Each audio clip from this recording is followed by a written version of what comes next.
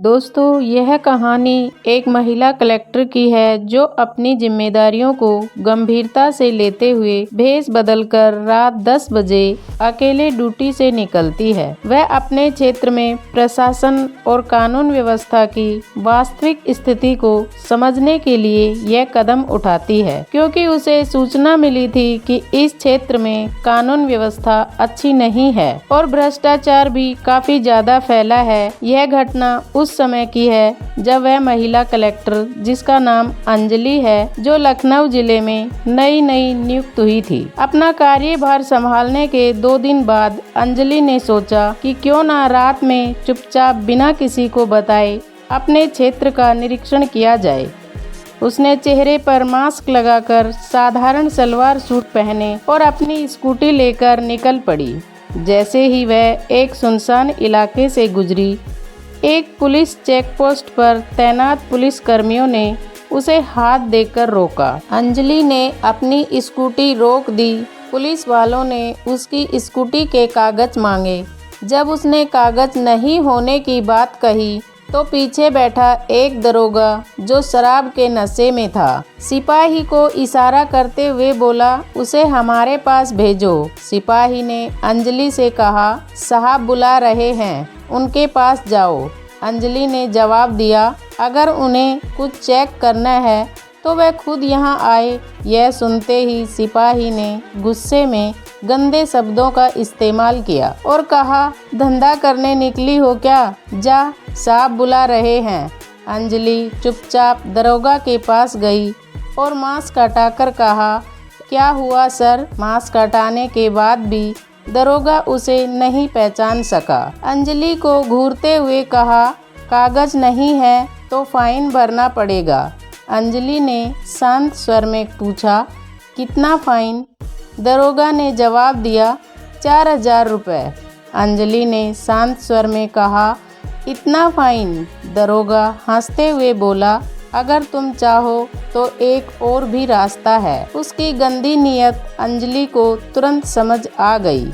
क्या मतलब? यहाँ स्कूटी छोड़ो और निकल लो। अगर स्कूटी चाहिए तो थाने से जाकर ले जाना। अंजलि ने गहरी सांस ली और वह समझ चुकी थी कि इस आदमी की नीयत साफ नहीं है। अंजलि ने समझदारी दिखाते हुए अपना परिचय न देने का फैसला किया और सोचा कि चुपचाप उसकी बातें सुन लेना ही बेहतर होगा। इसी बीच दरोगा उठ खड़ा हुआ। उसने अंजलि के कंधे पर हाथ रखा और सहलाने की कोशिश की। यह देखकर अंजलि ने झटके से उसका हाथ झटक दिया और दूर हट गई। वह घबरा गई थी, लेकिन उसके मन में एक बार भी नहीं आया कि वह अपनी असली पहचान बताए। पढ़ी लिखी होने के नाते वह जानती थी कि यह सही वक्त नहीं है। उसने सोचा, अभी कुछ भी हो सकता है, बेहतर होगा कि मैं यहाँ से निकल जाऊँ, बाद में जो होगा देखा जाएगा। अंजलि ने तुरंत वहाँ से दौड़ लगा दी और भागती हुई दूर निकल गई। पीछे से दरोगा चिल्लाया, स्कूटी को थाने में जमा करवा दो, स्कूटी वहीं से मिलेगी, बाद में आकर हिसाब कर लेंगे। यह कहकर वह फिर से अपनी कुर्सी पर बैठ गया। उसके लिए यह सब सामान्य था। उसने सोचा, अगर काम बन गया तो ठीक, नहीं तो कोई बात नहीं। अंजलि आगे बढ़ी। उसके पास अब स्कूटी नहीं थी। वह सोच रही थी कि ड्राइवर को कॉल करके गाड़ी मंगवा ले या प्रशासन को सूचना दे दे, लेकिन उसका फोन वहीं पर गिर गया था। जैसे ही वह दौड़ते हुए आगे बढ़ रही थी, अचानक उसने सड़क के किनारे एक बर्गर वाला लड़का देखा। वह अपनी दुकान समेट रहा था। ठंड का मौसम था और रात के 10 बज चुके थे, लेकिन सन्नाटा ऐसा था कि लग रहा था जैसे बहुत देर हो चुकी हो। अंजलि घबराई हुई थी। वह उस लड़के के पास गई और धीरे से बोली, क्या तुम मेरी मदद कर सकते हो? लड़के ने कहा, क्या हुआ दीदी? मेरे साथ पुलिस वाले बदतमीजी कर रहे हैं। लड़के का नाम सुमित था। उसने अंजलि को ध्यान से देखा और कहा, दीदी, यहाँ तो ऐसा हर रोज होता है, इसमें कोई नई बात नहीं है। वह दरोगा बहुत गंदा इंसान है। अंजलि ने बताया कि उसे किसी दूर की जगह जाना है जो लगभग 30 किलोमीटर दूर थी। सुमित ने तुरंत कहा, अगर आप मुझ पर भरोसा कर सकती हैं तो मैं आपको छोड़ देता हूँ। यहाँ इस समय आपको कोई साधन नहीं मिलेगा। मैं किसी से बाइक लेकर आता हूँ। अंजलि ने सुमित को गौर से देखा। वह सोच रही थी कि क्या इस लड़के पर भरोसा किया जा सकता है, लेकिन कोई और चारा न देखकर उसने हामी भर दी। सुमित ने अंजलि को अपने साथ चलने के लिए कहा। दोनों चलने लगे। थोड़ी दूर जाने के बाद वह एक छोटे से घर के सामने रुका। उसने दरवाज़ा खोला और अंजलि से कहा, आप यहाँ बैठिए, मैं बाइक का इंतजाम करके आता हूँ। अंजलि ने उसे रोकते हुए कहा, 1 मिनट रुको, यहाँ तुम अकेले रहते हो और क्या काम करते हो? सुमित अंजलि के सवालों पर मुस्कुराते हुए बोला, मैं बिहार का रहने वाला हूँ और यहाँ बर्गर बेचता हूँ। हाँ, मैं यहाँ अकेला ही रहता हूँ। अंजलि ने उसका काम, पूरा नाम और बाकी बातें पूछी। सुमित ने बिना झिझक सब कुछ साफ साफ बताया। इसके बाद बाइक लेने चला गया। थोड़ी देर बाद लौट कर आया और बोला, अभी भैया कहीं गए हुए हैं, शायद देर हो जाएगी। फिर थोड़ी देर सोचकर उसने कहा, ठीक है, मैं किसी और से बात करता हूँ, आप अंदर आकर बैठ जाइए। बाहर सर्दी थी। अंजलि पहले गेट के बाहर खड़ी थी, लेकिन अब उसने दरवाज़ा खोलकर अंदर कदम रखा। अंदर जाकर उसने चारों ओर नज़र घुमाई। अंजलि ने देखा कि सुमित का कमरा बहुत ही साधारण था। एक तरफ एक चारपाई रखी थी। दीवार पर ईश्वर की तस्वीर लगी थी, जिससे प्रतीत हुआ कि वह नियमित रूप से पूजा अर्चना करता है। कमरे में कुछ ग्रंथ और पुस्तक भी रखी थी, कुछ धार्मिक तो कुछ कथाओं और उपन्यासों की। ऐसा लगा कि वह फुर्सत के समय अध्ययन करने का शौक रखता है। अंजलि को यह देखकर अच्छा लगा कि सुमित अपनी साधारण जिंदगी में भी कुछ नया सीखने और पढ़ने की रुचि रखता है। थोड़ी देर बाद सुमित एक बाइक लेकर आया और बोला, दीदी चलिए मैं आपको छोड़ देता हूँ। अंजलि ने उसकी तरफ देखते हुए कहा, अभी रात का समय है और ठंड भी बहुत ज़्यादा है। मेरा स्वास्थ्य खराब हो सकता है और तुम्हारा भी। अगर फिर से कोई परेशानी हो गई तो अगर यहाँ रुकने की कोई व्यवस्था हो सकती है तो मैं यहीं रुकना चाहती हूँ। सुमित ने थोड़ा झिझकते हुए कहा, दीदी आप यहाँ कैसे रुक सकती हैं? आप पढ़ी लिखी और एक बड़ी लड़की हैं और मैं अकेला लड़का हूँ। आपका यहाँ रुकना सही नहीं लगेगा। अंजलि ने मुस्कुराते हुए कहा, ऐसी कोई बात नहीं है। अगर मुझे कोई दिक्कत नहीं है तो तुम्हें क्यों हो रही है? हाँ, अगर तुम्हें सच में कोई परेशानी हो रही है तो मुझे छोड़ने की कोशिश करो। सुमित ने थोड़ी देर सोचा और फिर कहा, ठीक है, अगर आप रुकना चाहती हैं तो रुक जाइए, मुझे कोई दिक्कत नहीं है। मैं कहीं और चला जाता हूँ और सुबह वापस आ जाऊँगा। अंजलि ने उसे रोकते हुए कहा, अरे बैठो, मैं तुमसे बात करना चाहती हूँ। आओ थोड़ा बैठकर बात करते हैं। सुमित को यह सुनकर अजीब लगा, लेकिन उसने बाइक लौटा दी और वापस कमरे में आ गया।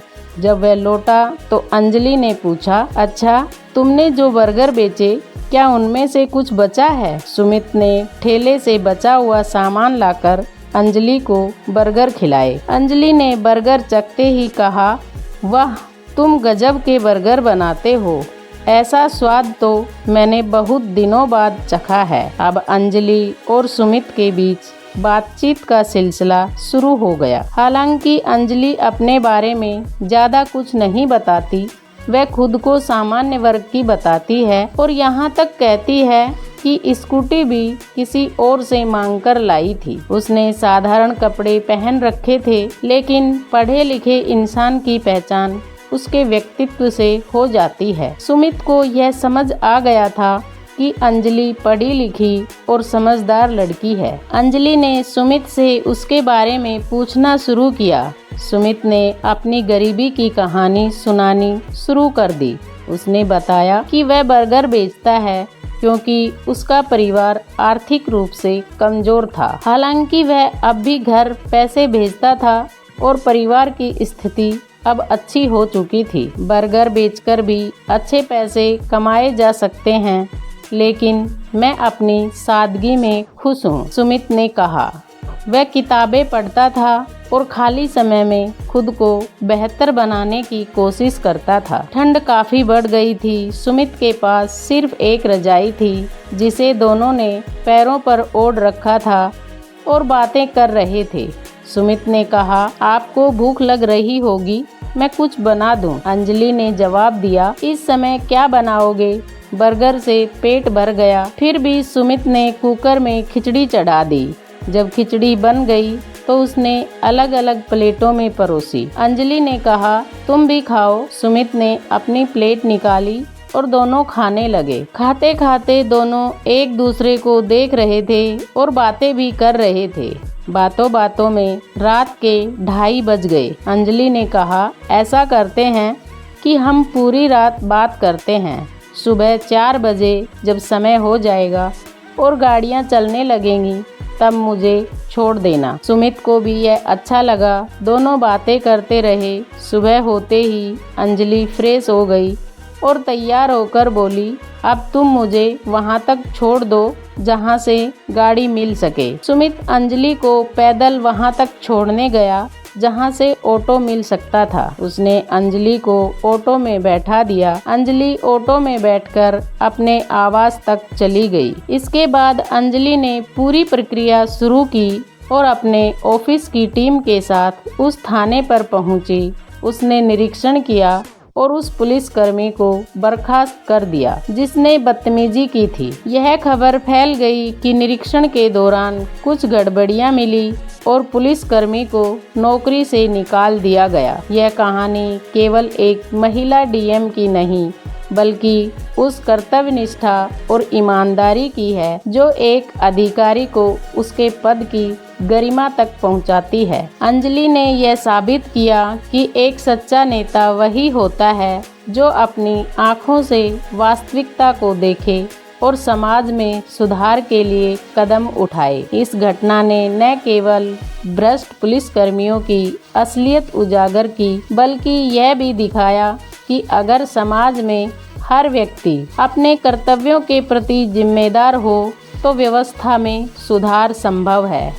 अंजलि की दृढ़ता और साहस ने यह संदेश दिया कि चाहे कितनी भी मुश्किलें क्यों ना हो, सत्य और ईमानदारी हमेशा विजय होती है। यह कहानी हमें प्रेरणा देती है कि अगर हर अधिकारी चाहे वह किसी भी पद पर हो, अपने कर्तव्यों को पूरी ईमानदारी और निष्ठा से निभाए तो न केवल प्रशासन सुधरेगा बल्कि जनता का भरोसा भी मजबूत होगा। यह कहानी केवल एक महिला डीएम की नहीं बल्कि हर उस व्यक्ति की है जो अपने साहस और निष्ठा से समाज को बेहतर बनाने का प्रयास करता है। दोस्तों, अगर आपको ये कहानी पसंद आई हो तो कृपया वीडियो को लाइक करें और चैनल को सब्सक्राइब करें ताकि हम आपके लिए ऐसी ही और प्रेरणादायक कहानी ला सकें। इस कहानी का उद्देश्य किसी को दुखी करना या किसी की भावनाओं को ठेस पहुंचाना नहीं है। हमारा उद्देश्य आपको जागरूक और सतर्क बनाना है ताकि आप इन कहानियों से सीखकर समाज में सकारात्मक बदलाव का हिस्सा बन सकें। दोस्तों, मिलते हैं अगली वीडियो में नए टॉपिक के साथ। तब तक के लिए आप सभी का धन्यवाद। जय श्री श्याम।